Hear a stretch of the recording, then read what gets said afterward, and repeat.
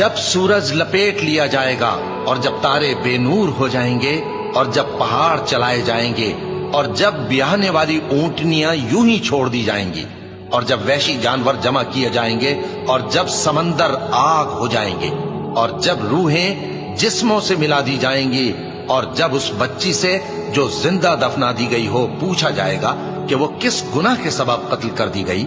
اور جب اعمال کے دفتر کھولے جائیں گے اور جب آسمان کی کھال کھینچ لی جائے گی اور جب دوزخ کی آگ بھڑکائی جائے گی اور جب بہشت قریب لائی جائے گی، تب ہر شخص معلوم کر لے گا کہ وہ کیا لے کر آیا ہے۔